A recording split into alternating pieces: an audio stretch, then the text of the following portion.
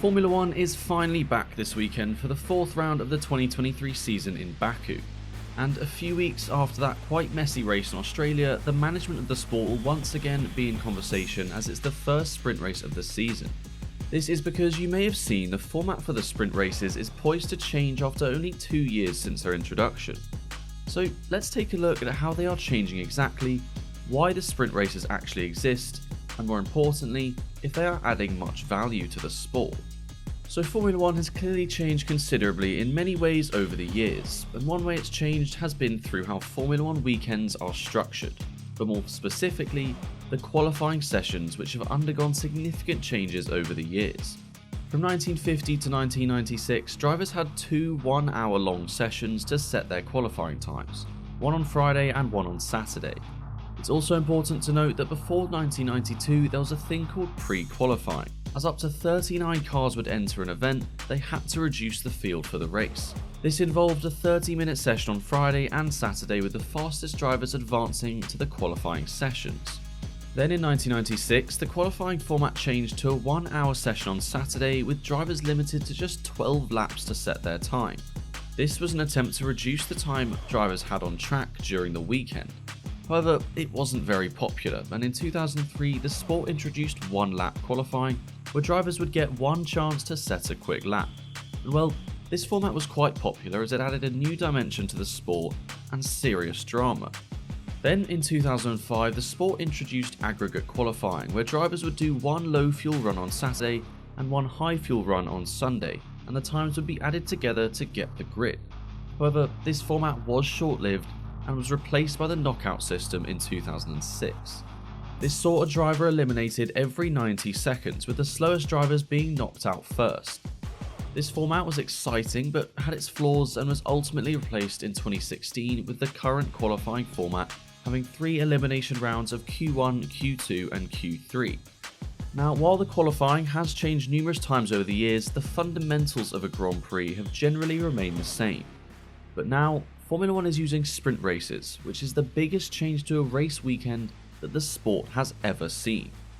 Basically, sprint races have been used widely by junior categories of F2, F3 and other racing series for years. Therefore, Formula 1 thought they'd jump on the bandwagon and introduce them for the 2021 season. Sprint races have brought about significant changes in F1 racing landscape, but where did they come from and what makes them so important? From 2021 to now, the format of the sprint races has not changed significantly. However, the amount of sprint races and rewards given out have increased. Firstly, for 2021 and 2022, there were only 3 race weekends with a sprint race. However, in 2023, this number increased to 6.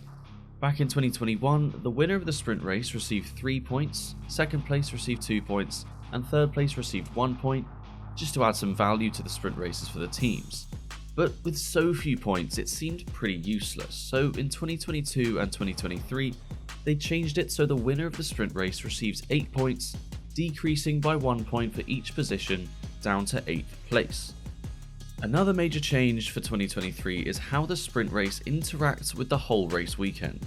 The old race weekend format used in 2021 and 2022 included an hour-long practice session on Friday morning, followed by qualifying for the sprint race on Friday afternoon.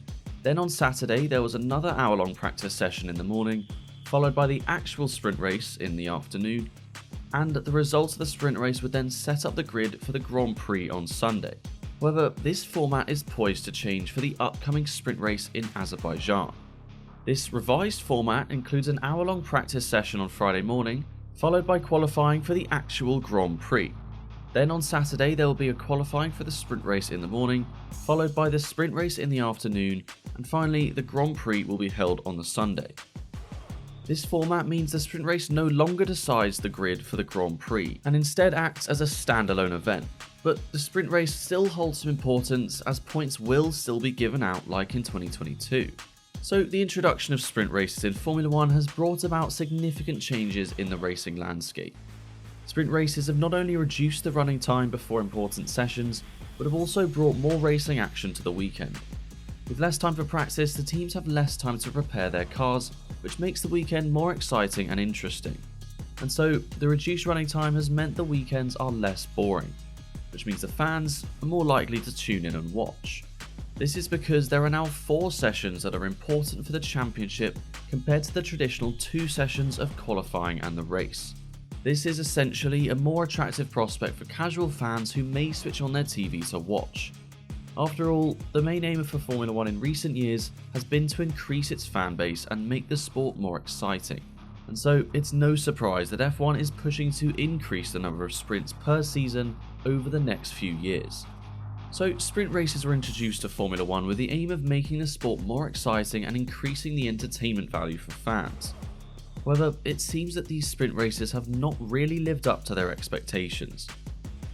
While we have seen some great sprint races such as Brazil 2021 when Hamilton fought his way through the field, the majority of them have been quite forgettable. As there are no pit stops, it seems like a procession of very little racing and zero strategy. This lack of excitement makes it difficult for fans to remain engaged during the sprint race, and the random allocation of sprint races in the season means that new fans can't really keep up, and the lack of structure makes it all the more confusing.